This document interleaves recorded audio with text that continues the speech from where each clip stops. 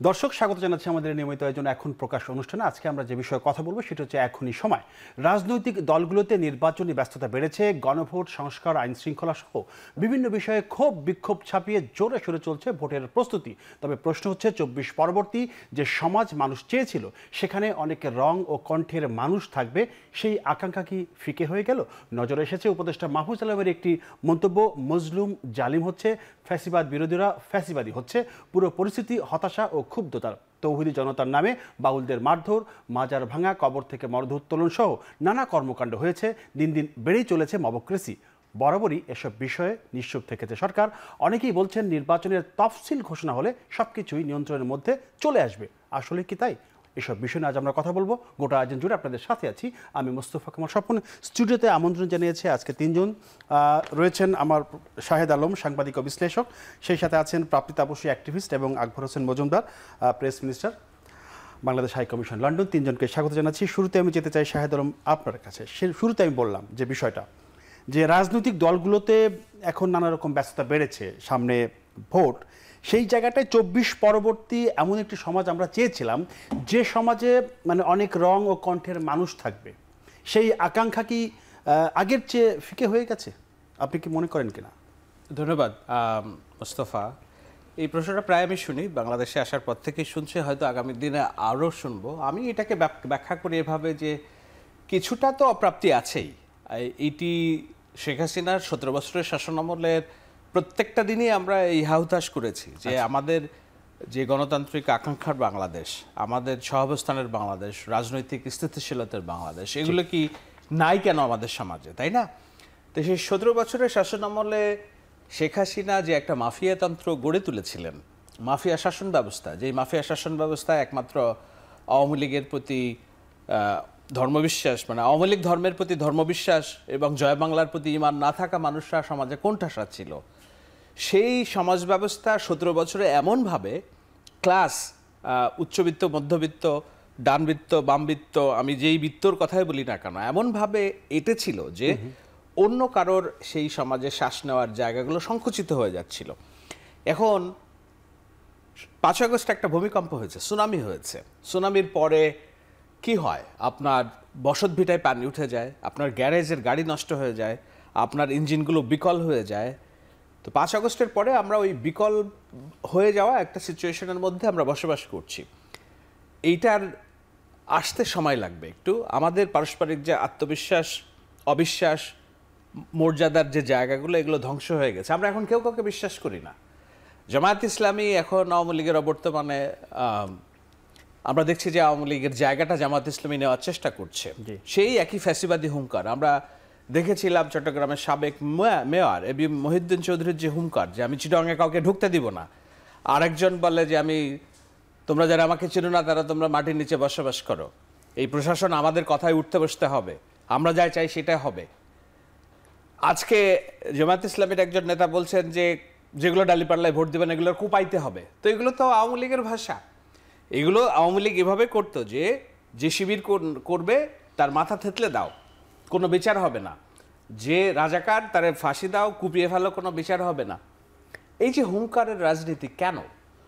কেননা মানুষ মনে করছে, দুঃখিত যারা রাজনীতি করে তারা মনে করছে এটাই আমার শেষ সুযোগ, আর এবার যদি জামাত ক্ষমতায় না আসতে পারে রাজনীতি থেকে তারা বিলীন হয়ে যাবে, এই ভয়টা তাদের ভিতরে ঢুকেছে। সুতরাং তারা সাপ কি করে, যখন মনে করে যে তাকে কেউ আঘাত করতে আসবে সে ফোঁসফোঁস করে, সে ফোঁসফোঁস করতেছে। এর বিপরীতে যারা ধৈর্য, সহ্য এবং নয়া বন্দোবস্তের রাজনীতি সত্যি যারা করছে তাদেরকে আমরা দেখছি সমাজে দুর্বল হিসেবে, যে না ওদের পাওয়ার নাই, ওদের ডিরেকশনস নাই, ওরা চুপচাপ, ওরা রাজনীতি ট্যাকেল করতে পারতেছে না। বিএনপির প্রতি এখন যেই ক্ষোভটা আছে মানুষের, এখন এই ক্ষোভটা সামান্য ক্ষোভ, হয়তো এই ভালো রাজনীতি দিয়েই হয়তো আগামী দিনের রাজনীতি পরিবর্তনের একটা স্বপ্ন কেউ কেউ দেখছেন। কিন্তু আদৌ যদি আপনার প্রতিপক্ষ ভালো রাজনীতি না করে, তাহলে তো আপনি একপাক্ষে ভালো রাজনীতি করে কোনো পরিবর্তন করতে পারবেন না। সুতরাং যেই হতাশার কথা আপনি বলছেন, এই হতাশাটা আমি যতটা বলছি রাজনৈতিক কালচারগুলোর সাথে আছে, ততটাই আছে বর্তমান যে সরকার আছে, একটা অথর্ব এবং দূরদর্শিতাহীন সরকার, যারা কেবল সামনের দিক থেকে কিছু পরিচিত মুখ, ব্যবসা বুঝে, এনজিও বুঝে, কিন্তু রাষ্ট্র বুঝে না। রাষ্ট্র কিভাবে চলবে, রাষ্ট্র মানে একটা সেকুলার রাষ্ট্র সবসময় বাংলাদেশ সেকুলার ধারণা, মানুষ ধার্মিক কিন্তু রাষ্ট্র সেকুলার। সেই রাষ্ট্রে সবার মত পথের অধিকার থাকবে, জি, সবাই সুযোগ সমান পাবে। কিন্তু রাষ্ট্র যখন একটা পক্ষ নিয়ে নেয়, রাষ্ট্র যখন মপতন্ত্রকে উস্কে দেয় এবং নির্বিকার থাকে আইন শৃঙ্খলার অবনতিতে, আজকে ঢাকা শহরে গড়ে মাসে 20 জন করে খুন হচ্ছে। আমি জানি না যে না বাসা থেকে আমি এখান থেকে বেরিয়ে বাসায় ফিরতে পারবো কিনা ঠিক মতো। তো মানুষ তো এই ধারণা করবেই যে আমরা কি ঠিক জায়গায় আছি কিনা, আমরা কি এটাই চেয়েছিলাম কিনা। আমি মনে করি সামগ্রিকভাবে এটা রাজনৈতিক দলগুলোর স্বেচ্ছাচারিতা, বিশেষত যারা আর একটি ফ্যাসিবাদ রাষ্ট্র কায়েম করতে চায়। একটা ছিল জয় বাংলার ফ্যাসিবাদ মুক্তিযুদ্ধের নামে, আর একটা যারা ইসলামী ফ্যাসিবাদ কায়েম করতে চায়, তাদের স্বেচ্ছাচারিতা এবং রাষ্ট্র যারা পরিচালনা করছে তাদের অদূরদর্শিতার পেছনে দায়ী।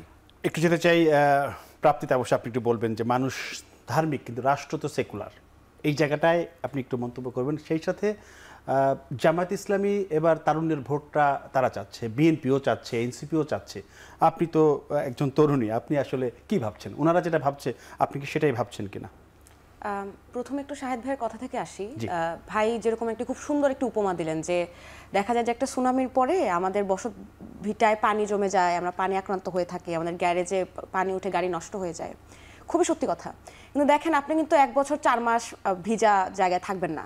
আপনার বসত ভিটায় যদি পানি উঠে সুনামি হয়ে, আপনি অবশ্যই 1 বছর নিশ্চয়ই এই অবস্থায় থাকবেন না। কিন্তু আমরা দেখছি যে আমাদের বসত ভিটায় যে পানি উঠেছে সেই পানিটা কিন্তু আর ফেলা হচ্ছে না, সেই পানির মধ্যেই আমরা বসবাস করছি। এবং সবচেয়ে বড় কথা হচ্ছে আপনি যে প্রশ্নটি করলেন যে রাষ্ট্র তো সেকুলার হওয়ার কথা বা ধর্মনিরপেক্ষ হওয়ার কথা, প্রশ্নটি হচ্ছে বাংলাদেশে তো এখনো রাষ্ট্রধর্ম এক্সিস্ট করে। বাংলাদেশের রাষ্ট্রধর্ম হচ্ছে ইসলাম, আপনারা সবাই সেটি জানেন। এখন প্রশ্ন হচ্ছে যে ইসলাম যেখানে রাষ্ট্রধর্ম, আমাদের রাষ্ট্রের মেজরিটি মানুষের ধর্ম ইসলাম, কিন্তু আমাদের রাষ্ট্রে হিন্দু, বৌদ্ধ, খ্রিস্টান সকল ধর্মের মানুষ আছে এবং আপনি অন্য এথনিসিটিরও মানুষ আছে, অন্য জাতিসত্তারও মানুষ আছে। এটা শুধু বাঙালিদের দেশ না, বাংলাদেশের রাষ্ট্র, এটা সবার দেশ, এটা সবার দেশ। এখন প্রশ্নটি হচ্ছে যে শেখ হাসিনার আমলে, আওয়ামী ফ্যাসিবাদী আমলেও আমরা দেখেছি যে যারা এথনিক মাইনরিটি, যারা হচ্ছে রিলিজিয়াস মাইনরিটি, তাদের ওপরে কিন্তু আক্রমণ চালানো হয়েছে এবং আমরা সেই পুনরাবৃত্তি কিন্তু এখনো দেখতে পাচ্ছি। আপনি দেখবেন যে চট্টগ্রাম, পার্বত্য চট্টগ্রামে যে ধরনের আক্রমণ চলতো আগে, ঠিক একই ধরনের আক্রমণ কিন্তু এখনো চলছে। কিংবা আপনি যখন দেখবেন যে আগে পূর্বে যখন আমরা আওয়ামী ফ্যাসিবাদী আমলে দেখতাম যে কিভাবে 2021 সালে দুর্গাপূজার সময় আমাদের অনেকগুলো মণ্ডপ জ্বালিয়ে দেওয়া হয়েছিল, আমরা ওই দুর্গাপূজাকে আমরা রক্তাক্ত শারদ বলি এখনো। কিন্তু এখনো আমরা দেখি যে এখনো আমাদের পূজা আসলেই হচ্ছে আমাদের বাড়িঘর জ্বালিয়ে দেওয়া হয়, আমাদের মূর্তি ভাঙা হয়, সেগুলোর কিন্তু যে সংস্কৃতি সেটি চলমান। এখন প্রশ্নটি হচ্ছে যে এই যে 5ই আগস্ট পরে আমরা ভেবেছিলাম যে আমরা এরকম একটা রাষ্ট্র পাবো, যে রাষ্ট্রটি আসলে আমাদের সকলের জন্য কথা বলবে। কথা বলা বাদ দিলাম, অ্যাটলিস্ট আমাদেরকে আমাদের যে নিরাপত্তা, সুরক্ষাটুকু, নাগরিকের সুরক্ষাটুকু, এটা তো একটি সভ্য রাষ্ট্রের বেসিক, যে একদম সর্বনিম্ন, আপনি বেয়ার মিনিমাম যে আপনি নাগরিকের সুরক্ষা দিবেন, নিরাপত্তা দিবেন। সেই নিরাপত্তার জন্য কিন্তু আমরা রাষ্ট্রের কাছে অসংখ্য অনেক সময় দিয়েছে। আমাদেরকে সবাই বলেছে যে ধৈর্য ধরতে হবে, গণঅভ্যুত্থানের পরবর্তীতে এই ধরনের বিষয় হয়, আমরা ধৈর্য ধরেছি, আমরা ধৈর্য ধরে থেকেছি। কিন্তু ধরেন পাবলিক ট্রাস্টেরও তো একটা সীমা আছে। আপনি কত দিন ধরে আপনি ব্লাইন্ডলি ট্রাস্ট করে যেতে পারবেন আপনার রাষ্ট্রকে, যেখানে আপনি দেখছেন প্রতিনিয়ত যে আপনার উপর যে নিপীড়নগুলো হচ্ছে সেগুলো দূরীকরণ তো অনেক পরের বিষয়, সেগুলো অ্যাড্রেস করা হচ্ছে না। এটা হচ্ছে আমার সবচেয়ে বড় সমস্যা, যে আমরা যখন দেখি যে ধরেন আপনি প্রেস সচিবের কথা বলেন কিংবা রাষ্ট্রের যারা উপদেষ্টা পর্যায়ে আছেন তাদের কথা বলেন, তারা যদি আল্লাহর কাছে বিচার দেন যে এখন আমার এরকম হচ্ছে তাণ্ডবলীলা চলছে, এটা বন্ধ করা দরকার, অবশ্যই বন্ধ করা দরকার। কে বন্ধ করবে? বন্ধ করার জন্যই তো আমরা আপনাদের এই ক্ষমতায়, এই চেয়ারে বসিয়েছি। তো এই যদি আপনারা যদি নিজেদের দায়িত্ব পালন না করে আপনারা আল্লাহর কাছে বিচার দেন এবং নিজেদের দায়িত্ব পালন না করে আপনারা শুধুমাত্র ডিনায়াল কেস রান করান যে না আসলে এই ধরনের কোনো সহিংসতা হয় নাই, এই ধরনের মাজার ভাঙা হয় নাই বা বাউলদের উপর আক্রমণ করা হয় নাই, তো বাংলাদেশ রাষ্ট্র 1971 সালের পর থেকে, আমার বয়স তো বেশি না, আমার বয়স মাত্র 24 বছর, কিন্তু আমি দেখেছি যে 24 বছরে বাংলাদেশ কিন্তু ধর্মনিরপেক্ষ আচরণ করতে পারেনি। এই দেশে কখনোই যারা ধর্মীয় সংখ্যালঘু, যারা জাতিগত সংখ্যালঘু, তারা শান্তিতে নির্বিঘ্নে জীবনযাপন, নিজেদের অধিকার আদায়ের সংগ্রাম আজীবন আমাদের চালিয়ে যেতে হয়েছে। এবং এটি দুঃখজনক, এটি খুবই লজ্জাজনক আমাদের জন্য যে একটি গণঅভ্যুত্থানের পরবর্তীতে আমাদের সেটি চালিয়ে যেতে হচ্ছে। আকবর হোসেন, আপনি একটু বলবেন যে সেটা হচ্ছে যে 24 পরবর্তী যে রাজনৈতিক যে পরিপক্কতার আশা আমরা করেছিলাম, একটা পরিপক্ক রাজনীতি আমরা পাবো, সেই জায়গাটা আর এখন যেটা প্রাপ্তি বলল অনেক পার্থক্য, যে নাগরিকদের সর্বনিম্ন যে অধিকার, নিরাপত্তা, সেই নিরাপত্তাই এখন শঙ্কার মধ্যে, সেটা আমরা দেখতে পাচ্ছি সমাজে নানা রকম ঘটনা ঘটছে। এই জায়গাটা কেন এমন হইল? ওই জায়গাটা থেকে বেরিয়ে আসার কি আসলে উপায়টা কি? আসলে এটা হচ্ছে কি, আপনি কোন কনটেক্সটে বিষয়টা কি বিবেচনা করবেন। ধরুন আমি যদি এটাকে একটা সামাজিক কনটেক্সটে দেখি তাহলে এটার একটা উত্তর, আচ্ছা, আর যদি এটাকে আমি রাজনৈতিক কনটেক্সটে দেখি তাহলে সেটার আরেকটা উত্তর। এখন মূলত বিষয় হচ্ছে যে 5ই আগস্টের পরে এখানে রাজনীতি এবং সমাজ দুটো মিলেমিশে একাকার হয়ে যা তৈরি হয়েছে, সে উত্তরটাই আমরা এখন দিব, বা সে উত্তরটাই আমরা খুঁজছি। এখন একটা দেশে যখন বড় আকারের গণ অভ্যুত্থান হয় তখন সেখানে কিছু সিচুয়েশন তৈরি হয়। যেমন আপনি দেখবেন যে পৃথিবীর যে জায়গাগুলোতে, যে দেশগুলোতে একটা বড় আকারের গণ অভ্যুত্থানের মাধ্যমে একটা সরকারের পতন হয়েছে, সেখানে কিন্তু এই যে একটা অস্থিতিশীল পরিবেশ বা অস্থিতিশীল পরিস্থিতি, এটা দীর্ঘ সময় ধরে বজায় থাকে। আমরা বাংলাদেশের প্রেক্ষাপটে যদি আমরা চিন্তা করি, আমি কিন্তু কোনো কিছুকে ডিফেন্ড করছি না। আমি বলছেন মানে শ্রীলঙ্কা নেপালের উদাহরণ কি টানা যায়? তারা কি এত বেশি সময় নিল? শুনেন, আচ্ছা, শ্রীলঙ্কার জনসংখ্যা কত, নেপালের জনসংখ্যা কত, বাংলাদেশের জনসংখ্যা কিন্তু 180 মিলিয়ন, আমাদের ভোটারই হচ্ছে 12 কোটি। আচ্ছা, যাই হোক, কিন্তু মূল বিষয়টা হচ্ছে যে বাংলাদেশের যে প্রেক্ষাপটে গণ অভ্যুত্থানটা হয়েছে, এই দেশে কিন্তু 4 দিন বা 3 দিন কোনো সরকার ছিল না, তাই না? এবং দীর্ঘ সময় ধরে, প্রায় 15-20 দিন ধরে থানাগুলো খালি ছিল, তাই না? আমরা কিন্তু দেখেছি, আমি তো তখন সাংবাদিকতাই করতাম, থানায় থানায় ঘুরেছি বিভিন্ন জায়গায়, যে কেউ ছিল না। আচ্ছা, বিভিন্ন প্রতিষ্ঠান একেবারে ভেঙে চুরে দুমড়ে মুচড়ে গেছে, চিফ জাস্টিসের খোঁজ পাওয়া যাচ্ছে না, বাইতুল মোকাররম মসজিদের ইমামের খোঁজ পাওয়া যাচ্ছে না, বিভিন্ন জায়গায় মেম্বার চেয়ারম্যানরা নাই, তাদেরকে তো কেউ তাড়িয়ে দেয়নি, তারা নিজেরাই চলে গেছে। তারা মনে করেছে যে আমরা আর যা করেছি অতীতে, আমরা মনে হয় আর এখানে থাকতে পারবো না। এখন প্রশ্ন হচ্ছে যে ওই অবস্থা থেকে একটা সরকারকে রিবিল্ড করতে এটা কিন্তু সময় লেগেছে এবং সময় লাগছে। এখন মোদ্দা কথা হচ্ছে যে আপনি হয়তো অনেক বিষয় নিয়ে আপনি বলতে পারবেন যে হ্যাঁ, এটা হলো না কেন, এটা হয় নাই কেন, এটা আরও ভালো হতে পারতো। অফকোর্স পরিস্থিতি আরও ভালো হতে পারতো, তাতে কোনো সন্দেহ নাই। কিন্তু প্রশ্ন হচ্ছে যে হয় নাই কেন? হয় নাই বলতে আমরা এখন একটা এক্সট্রা অর্ডিনারি সিচুয়েশনের মধ্যে আছি। আপনি খেয়াল করবেন যে ক্ষমতায় আছে কিন্তু একটা ইন্টারিম গভর্নমেন্ট, কিন্তু সেই ইন্টারিম গভর্নমেন্টের কিন্তু কোনো পলিটিক্যাল ফুটিং নাই, তাই না? এই সরকার তো কোনো রাজনৈতিক দল নাই।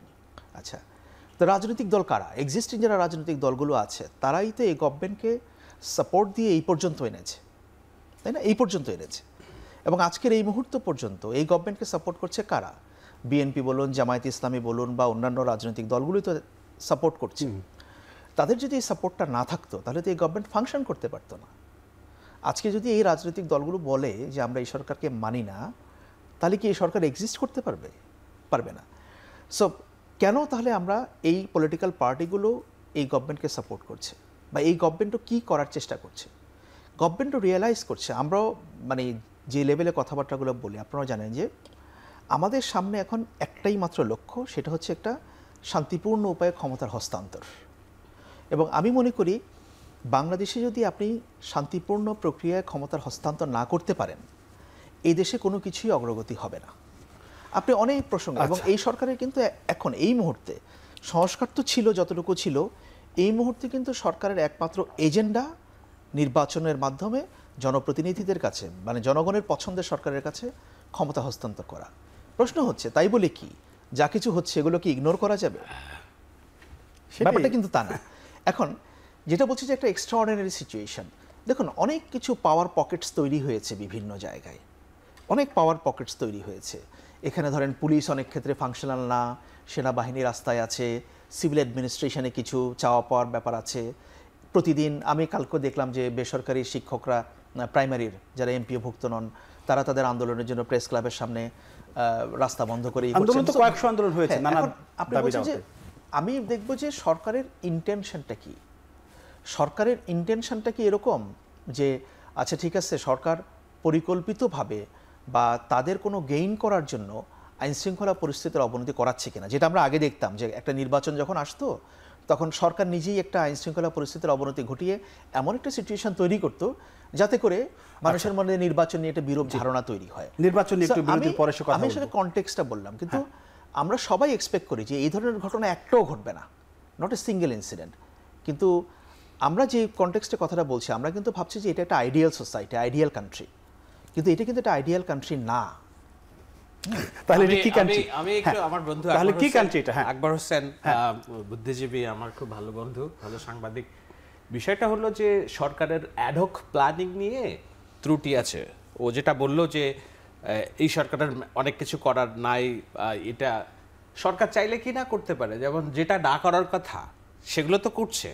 বন্দর লিস্ট দেওয়া, রাজনৈতিক দলগুলোকে উপেক্ষা করে সিদ্ধান্ত নিচ্ছে, সেটা নিয়ে কোনো আলোচনা হয়নি। হ্যাঁ, একটা চুক্তি হচ্ছে যে চুক্তি জনসমক্ষে প্রকাশ করার মতো কোনো প্রকাশ করা যাবে না এমন হ্যাঁ ইয়ে আছে। তো কথা হচ্ছে যে সরকার যদি চায়, এই যে রাজনৈতিক দলগুলোর গণভোট এটা সেটা নিয়েও তো নানান রকম বিরোধিতা ছিল, কিন্তু সরকার যেটা চাইছে ঠিক সেটাই তারা এক্সিকিউট করেছে।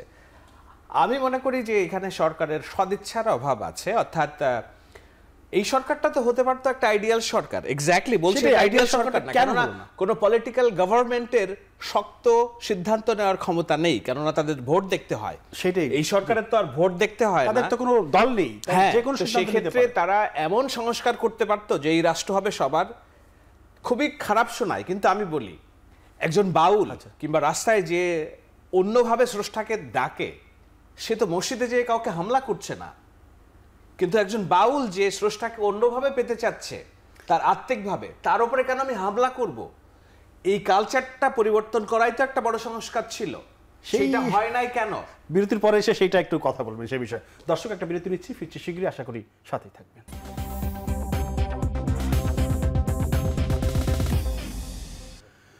দর্শক, বিরতির পর আবার ফিল্ম আমাদের নিয়মিত আয়োজন এখন প্রকাশ অনুষ্ঠানে আমরা কথা বলছিলাম এখন সময় যেতে চাই শাহেদ আলম আপনার কাছে। সেটি হচ্ছে যে জমি জমা বর্গা, নিশ্চয়ই আপনি বোঝেন, গ্রামে থেকেছেন, জমি কীভাবে বর্গা দিতে হয়। এনসিপির সাইফ মুস্তাফিজ একটা মন্তব্য করেছেন, তিনি বলেছেন যে তরুণরা চেষ্টা করছে রাজনীতিটা যেন বর্গা দিতে না হয়। মানে বর্গা কেন দিতে হবে আমাকে রাজনীতি? আর একজন কেন জমি যেভাবে চাষ করে আমাকে অর্ধেক ফসল দিবে, সে নেবে? রাজনীতি কি সেই পথে যাচ্ছে কিনা, কি ইঙ্গিত?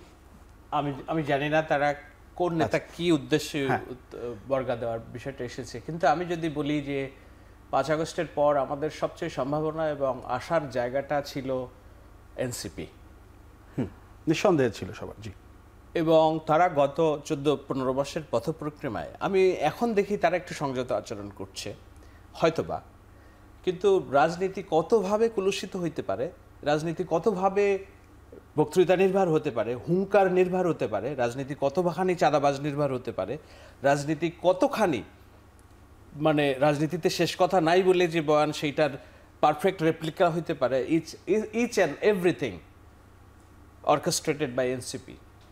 আপনি নাসিরুদ্দিন পাটোয়ারির কথা শুনবেন, আপনার মনে হবে হাসান মাহমুদ ফেল,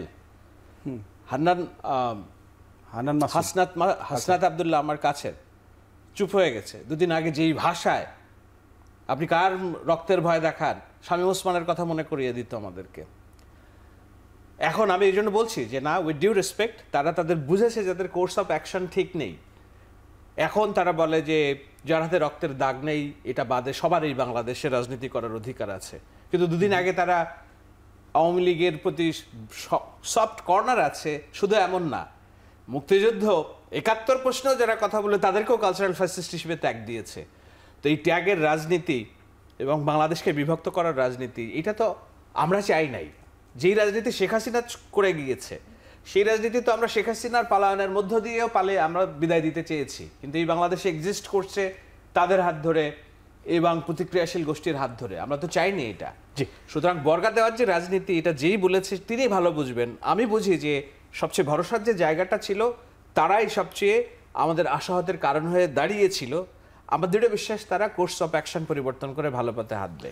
প্রাপ্তিত অবশ্য আপনি একটু বলেন যে ট্যাগের রাজনীতি, যেমনটি শাহেদ বলল, ট্যাগের রাজনীতি থেকে আমরা বেরোতে পারলাম না কেন? কারণ আমরা এই ট্যাগের রাজনীতি দেখেছি গত 16 বছর বা তার আগে দেখেছি, এরপরও তো এটা দেখার কথা ছিল না, কিন্তু এখন সেই ট্যাগটাই বেশি দেওয়া হচ্ছে। এটার কারণ হচ্ছে, দেখেন, যখন আমার স্পষ্ট মনে আছে 2018 বা 19 সাল, তখন আমি আমার বিশ্ববিদ্যালয়ে নতুন প্রথম বর্ষ, তখন হচ্ছে ছাত্রলীগ মিছিল করতো যে একটা শিবির ধরে ধরে জবাই কর। এখন আমরা সেম স্লোগান শুনি কিনা যে শিবির মিছিল করছে যে একটা ইসকন ধরে ধরে জবাই কর, একটা বাউল ধরে ধরে জবাই কর।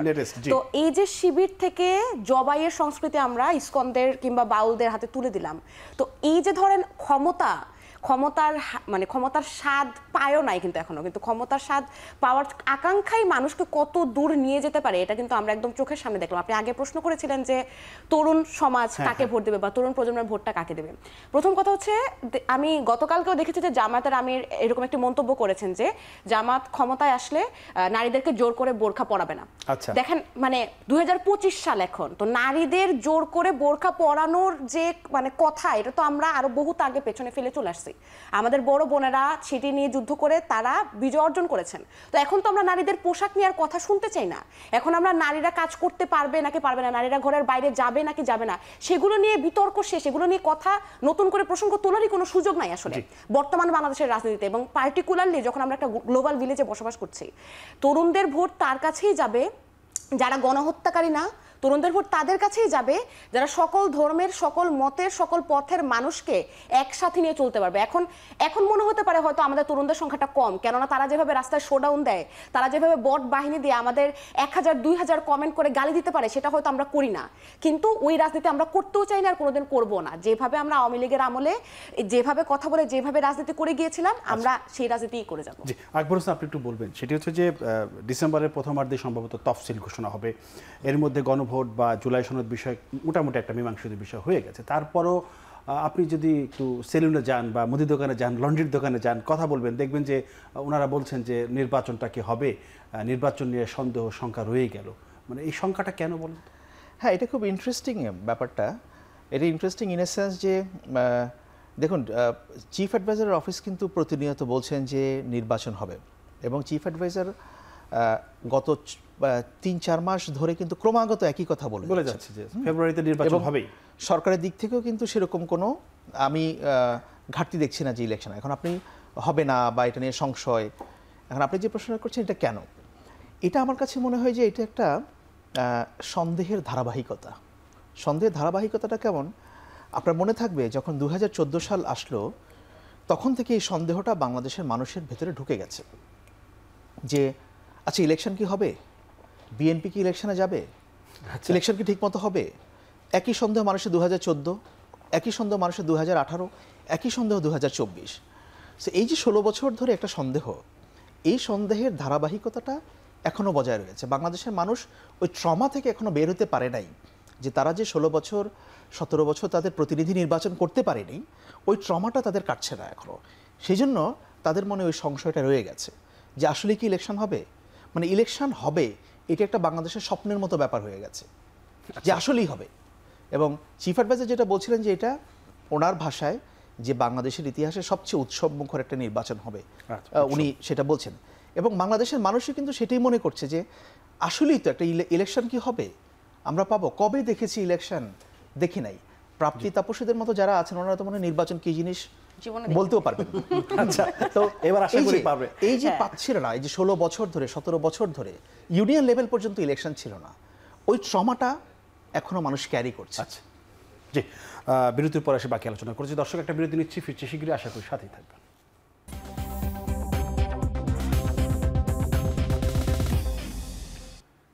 বিরতির পর আবার ফিল্ম আমাদের আয়োজনে আমরা কথা বলছিলাম, এখন সময় নিয়ে যেতে চাই আকবর হোসেন আপনার কাছে। আপনি একটু বলবেন যে জোটের সমীকরণে বিএনপি কি কোনোভাবে কোনো চাপে আছে? বিএনপির ইন্টারনাল পলিটিক্যাল অ্যাসেসমেন্টটা কি, এটা অবশ্য আমি ঠিক বলতে পারবো না, কারণ আমি যেহেতু আসলে এখানে পার্মানেন্টলি থাকি না, এটা আমার পক্ষে প্রেডিক্ট করাটা মুশকিল। But this is true, BNP বাংলাদেশের one of the largest political parties.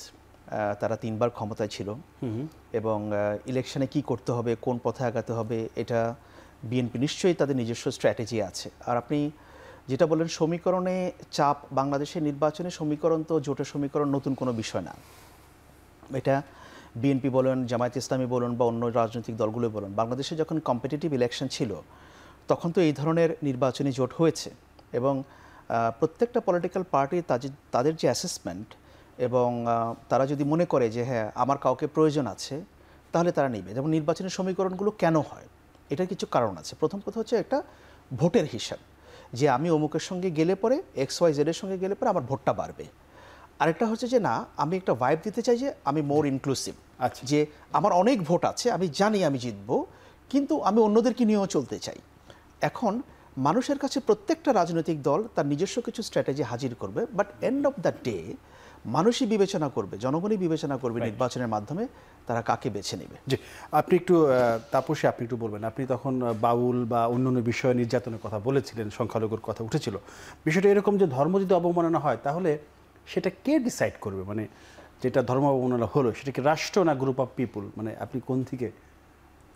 এই প্রশ্নের উত্তর আসলে যেটি দিতে চাই সেটি দিলে মনে হয় বাংলাদেশে থাকতে পারবো না, সুতরাং সেই উত্তরটা আমি দিব না। আচ্ছা, কিন্তু ধরেন একটা উদাহরণ দেই, এই যে গতকাল বা গত পরশু হচ্ছে আমাদের তুলিয়াপার নামে, আমাদের বলতে আবার ভাইবের নামে বিএনপি করি, মানে তুলিয়াপা যেহেতু মায়ের ডাকের মাধ্যমে গুমের ভিকটিমদের নিয়ে দীর্ঘদিন ধরে কাজ করেছে, ওনার সাথে কাজ করার বা ওনার কাজ দেখার সৌভাগ্য হয়েছে, সেই সুবাদে আমাদের ডাকছি। তো তুলিয়াপা ফেসবুকে একটি স্ট্যাটাস দিয়েছিলেন বা কোন একটি মন্তব্য করেছিলেন যে 4 বিয়ের আমরা যে অধিকার বা 4 বিয়ের ব্যাপারে আমরা বোনরা অধিকার দিয়েছি, কথা হয়েছে। তো সেখান থেকে কিন্তু আপনি দেখবেন যে তার বিরুদ্ধে ধর্ম অবমাননার মামলার মামলা হয়নি, অভিযোগ দায়ের করা হয়েছে এবং বিজ্ঞ আদালত সেটি পুলিশ ব্যুরো অফ পিবিআই কে সেটি তদন্তের নির্দেশ দিয়েছে। এখন প্রশ্নটি হচ্ছে যে ধর্ম অবমাননা কি শুধুমাত্র মেজরিটির, মানে আপনি যখন মুসলিম ধর্ম নিয়ে কোনো অবমাননা করবেন তখন সেটি ধর্ম অবমাননা, তখন আপনি যে কোনো কথা বললো সেটির কোনো ফ্যাক্ট চেক না করে সেটি আদৌ অবমাননা কিনা, সেটি আদৌ কোনো পালাগানের অংশ কিনা, বা সেটি আসলে কি সেটি যাচাই বাছাই না করে আপনি তার ঘরবাড়ি জ্বালিয়ে দিবেন, তাকে ট্যাগ দিবেন, তার উপর হামলা করবেন, তার পক্ষে দাঁড়ালে সেই মিছিলে আপনি হামলা করবেন, ব্যানার পুড়িয়ে দিবেন। আর যখন আপনি হিন্দু ধর্মকে নিয়ে বিভিন্ন ধরনের ব্যঙ্গাত্মক কথা লিখবেন, যখন আপনি বলবেন যে বাম রামদের পিটিয়ে খেদায় দিব বাংলাদেশ থেকে, যখন আপনি মিনিটে মিনিটে বলবেন যে আমাদের ইন্ডিয়া চলে যাওয়া উচিত, তখন সেগুলো কোনো ধর্ম অবমাননা না। আসলে স্বাধীন এবং সভ্য রাষ্ট্রে ধর্ম অবমাননার যে বারটুকু সেটি সাধারণত এই ধরনের সকল কিছু নিয়ন্ত্রণ করার কথা একটি সভ্য সমাজের মধ্যে একটি যে আমাদের সকলের একটি পরমত সহিষ্ণুতা, কিন্তু সেটি নেই দেখেই আমরা দেখছি যে শুধু মেজরিটির ধর্ম অবমাননা। আচ্ছা শাহেদ আলম, আপনি একটু ছোট করে একটু বলবেন, সেটি হচ্ছে যে উপদেষ্টা মাহফুজ আলম একটি মন্তব্য করেছেন, আপনি দেখেছেন কিনা, যে ফ্যাসিবাদ বিরোধীরাই ফ্যাসিবাদী হচ্ছে। উপদেষ্টা কিন্তু নিজেই বলেছেন এটা, এবং হতাশাজনক, তিনি হতাশ এখনকার যে পরিস্থিতি দেখে। উপদেষ্টা যখন এই কথা বলে তখন আমরা কোথায় যাব? না, এটা তো এই কমন এই হতাশা আছে। এখন একটু আগে আপনি মাহফুজের এই কথারই উত্তর দিচ্ছি, সেটা হলো যে তাপসী বলছিল যে না এইভাবে হবে না, আমরা আবার জেগে উঠব। দেখুন, আমরা যে জেগে উঠব, বড় টেস্ট কেস হিসেবে আমাদের সামনে নিয়ে আসা হচ্ছে ডাকসু রাকসু চাকসু ইলেকশন। আমি বলে ক্যান্টনমেন্ট ইলেকশন। এখানে আপনি 2000-5000 ছেলে মেয়েকে আপনি অনবরত টাকা পয়সা, সুযোগ সুবিধা, টিউশনি, চাকরি, ইসলামী ব্যাংকে দিয়ে আপনার আত্মীয়করণ করেছেন। সুতরাং গবেষণাগার একটা ক্যান্টনমেন্টের ভিতরে হয়, হয়তো সারা বাংলাদেশে হবে না। তবুও যে জায়গাটা দেখেছি, বলেন তো যে জুলাই আন্দোলনে, শেখ হাসিনা বিরোধী আন্দোলনে ভূমিকা রাখার কোন ছেলেটা এই ছাত্রদের ভোটে নেতা নির্বাচিত হয়েছে? নাকি একেবারে আমাদের বাংলা ভাষায় বলে অগামগা, যে ছাত্র শিবিরের প্যানেল থেকে যেই দাঁড়িয়েছে সেই পাশ করেছে, হোক সে দোসর ছাত্রলীগের সাবেক কর্মী। আমরা যাতে এখন দেখছি যে জামায়াতে ইসলাম, যে মাহফুজ যেটা বললেন, এটা নিশ্চয়ই একটা দলের নাম করেনি, কিন্তু আমরা দেখছি যে যারা মজলুম ছিল তারা এখন নতুন করে জালিমের ভূমিকায় নেমেছে। তাদের বিরুদ্ধে কি আপনি মামলা দায়ের করতে পেরেছেন? তার বক্তব্য কি চ্যালেঞ্জ করতে পেরেছেন? না, দল হিসেবে বিএনপি এটা করছে। অনেকেই তো আমার চোখের সামনে খুব আফসোস করে যে বিএনপি নপুংসকের মতো আচরণ করছে, যে তারা এগুলো কাউন্টার দিতে পারছে না। এখন এগুলো কাউন্টার দেওয়ার দায়িত্ব কি বিএনপির, না রাষ্ট্র কি যখন বলে আমাদের প্রশাসন নিয়ন্ত্রণ আনতে হবে, একজন যখন বলে কোপাতে হবে? এগুলা তো আপনার কমপ্লিট সন্ত্রাসী আচরণ, সন্ত্রাসী বক্তব্য। আপনি যে কোনো আইনে এই সন্ত্রাসীদেরকে আপনি আইনের আশ্রয় নিতে পারেন, এবং দৃষ্টান্তমূলক শাস্তি যদি আপনি দুজনকে দেন, 10 জন সাইজ হয়ে যাওয়ার কথা। মাহফুজ আলমদের দায়িত্ব ছিল এটা করার। মাহফুজ আলমরা না করে, আমার যে হতাশা, একই হতাশা মাহফুজ আলমের। কেন? বিরতি পরে সে শুনবে সেটা। দর্শক, একটা বিরতি নিচ্ছি, ফিরছি শীঘ্রই, আশা করি সাথেই থাকবেন।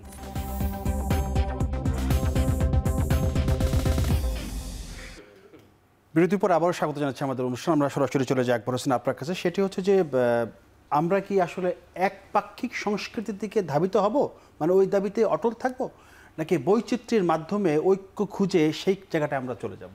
না, অবশ্যই আপনি প্রশ্নের যে উত্তর, এটা সেকেন্ড পার্টটাই আমাদের কাছে কাম্য। কারণ আপনি দেখেন যে এখানে আমরা সমাজের কোনো একটা অংশ বা কোনো একটা শ্রেণীকে বাদ দিয়ে আমরা এগোতে পারবো না। এবং আপনি 2024-এর যে গণ অভ্যুত্থানের যে স্পিরিট, এটা কিন্তু সেটাই নির্দেশ করে। আপনি সেই গণ অভ্যুত্থানে এমন কোনো শ্রেণী পেশার লোককে দেখাতে পারবেন না যারা অংশ নেয়নি। এমন কোনো শ্রেণী পেশার লোকজনকে দেখাতে পারবেন না, সবাই অংশ নিয়েছিল। হয়তো কেউ কেউ সেটার বিরোধিতা করেছে, বা যাদের খুব স্ট্রং আওয়ামী লীগ ওপিনিয়ন ছিল তারা সেটা করেছে, তারা এখনও করছে। এখন বিষয় হচ্ছে যে আমরা এফোর্ড করতে পারবো না। আমাদের সামনে আমি যেটা মনে করি, এখন আর এই হানাহানি, মারামারি বা এই নানা ধরনের অস্থিরতা তৈরি করে আমরা আর কোনো কিছু অ্যাচিভ করতে পারবো না। আমরা কিন্তু যা অ্যাচিভ করার সেটা কিন্তু 5ই আগস্ট আমরা করেছি। এখন আমাদের কাজটা হচ্ছে যে ওইটাকে বেস ধরে আমাদের দেশটাকে আগানো। এবং আমি একটা কথা বারবারই বলি, সেটা হচ্ছে যে আমাদের একটা গণতান্ত্রিক সংস্কৃতি দরকার। মানুষ যাতে তার প্রতিনিধিকে বেছে নিতে পারে। আপনি এদেশে 5 বছর পর পর একটা নির্বাচন করেন, ক্রেডিবল ইলেকশন করেন, এবং এদেশের মানুষের মত প্রকাশের স্বাধীনতা সেটা থাকুক। আপনি দেখবেন বাকি যে আলোচনা আমরা করছি এর 70-80% অটোমেটিক সমাধান হয়ে যাবে। প্রাপ্তি, অবশ্যই আপনি একটু বলবেন যে 5 আগস্ট যে অ্যাচিভ করার যে কথা ছিল আমাদের, সেটা আমরা অ্যাচিভ করেছি, আসলে কি অ্যাচিভ করতে পেরেছি? আমার মনে হয় না এখন কেন? বাংলাদেশে ছোট করে বলুন, দ্রুত। আমার মনে হয় না এখন বাংলাদেশে কোনো সভ্য মানুষ এটা এগ্রি করবে যে আমরা অ্যাচিভ করতে পেরেছি। আচ্ছা। কেন পারিনি? কারণ হচ্ছে যে ঐক্যের কথা আমরা বলি, যে বৈচিত্র্যের ঐক্যের কথা আমরা বলি, সেটা আমরা নিজেরা ধারণ করি না। এবং যখন আমরা মানুষকে নিপীড়িত হতে দেখি, তখন শুধুমাত্র তার সাথে আমার মত মিলে না বলে আমরা সেই নিপীড়নের বিরুদ্ধে আওয়াজও তুলি না। শাহেদ আলম, দুজনে কিন্তু দ্বিমত অ্যাচিভ করা নিয়ে, একজন পক্ষে একজন বিপক্ষে। না, আমি কিন্তু আমার ধারণা আপনি আমাকে ভুল বুঝছেন। আমি বলেছি আমরা যা অ্যাচিভ করার কথা অ্যাজ একটা গণ অভ্যুত্থানের মাধ্যমে, ওইটা আমাদের ভিত্তি। এরপর আমাদের সামনে কিন্তু এগোতে হবে। এবং যেটা আমি বলছিলাম যে এই গণ অভ্যুত্থানে কিন্তু কোনো একটা পক্ষকে আপনি বাদ দিতে পারবেন না। প্রতিটা শ্রেণী পেশার মানুষ এখানে অংশগ্রহণ করেছে। এখন তাদের সবাইকে অ্যাকোমোডেট করে আমাদের এগোতে হবে। আমার ধারণা আপনি যে এই যে ভুল বুঝে সামনে চলে যাচ্ছিলেন, এই ভুল বোঝাবুঝিটা আমাদের সমাজে চলছে। আচ্ছা শাহেদ আলম, এই ভুল বোঝাবুঝি জায়গা থেকে একটু আপনি বেরিয়ে আসেন আমাদের। আমি ইন বিটুইন থাকতে চাই। আচ্ছা, ঠিক আছে। আমি মনে করি পিকচার আভি বাকি হ্যাঁ, পিকচার আভি বাকি হ্যাঁ, পিকচার ডেফিনেটলি আভি বাকি হ্যাঁ। আমরা যেটা দেখছি 5 তারিখের আগ পর্যন্ত তো আমরা বুঝি নাই যে শেখ হাসিনা পড়ে যাবে, তাই না? আমাদের উপর মনে হলো রোলার কোস্টার দুমড়ে মুচড়ে সেই 24-এর যে নির্বাচন, মনে হলো যে আমাদের আর ভরসা নাই। কে জানতো 6 মাস পরে তার গোষ্ঠী শুদ্ধ পালাতে হবে, তাই না? আজকে মনে হচ্ছে যে আমরা যা চাইছিলাম কিছুই অর্জিত হয়নি, সবই আবার ব্যাক টু দ্য প্যাভিলিয়ন। আমি তো বলি পিকচার আভি বাকি হ্যাঁ। একটু নার্ভ শক্ত রাখেন, দেখেন না কোথায় যে পৌঁছাই আমরা। ভাঙাগড়ার মধ্য দিয়ে আমরা একটা জায়গায় পৌঁছাবো যে বাংলাদেশ হবে একদম সবার, এবং এখানে যে অপরাধী তাকে শাস্তি পেতে হবে, রাষ্ট্র সবার হবে, সেকুলার হবে, ধার্মিক ধর্ম পালন করবে, যার গান গাওয়ার সে গান গাবে। আমরা এই রাষ্ট্র বিনির্মাণ করবই। সেই অপেক্ষা আমরা থাকতে চাই। ধন্যবাদ জানাচ্ছি শাহেদ আলম, প্রাপ্তি তাপসী এবং আকবর হোসেন মজুমদার, তিনজনকে অসংখ্য ধন্যবাদ। দর্শক, এখানে শেষ করবো। শুধু এইটুকু বলতে চাই যে বাংলাদেশে রয়েছে হিন্দু, মুসলিম, বৌদ্ধ, খ্রিস্টান, ধর্মনিরপেক্ষ চিন্তক, সবাই আলাদা, কিন্তু এরা সবাই একই বিদ্যমান ব্যবস্থার অংশ। একপাক্ষিক সংস্কৃতির দাবি করা মানে কাউকে বাদ দেয়া, আর বৈচিত্র্যের মাধ্যমে ঐক্য খোঁজা মানে সমাজকে টেকসই করা। আর আমরা ঠিক তেমনই একটা সমাজ চাই। আজ এ পর্যন্তই। আগামীতে নতুন করে আমরা কথা বলবো, সে বিষয়ে আলোচনা থাকবে। আজ এ পর্যন্তই। সবাইকে ধন্যবাদ। শুভরাত্রি।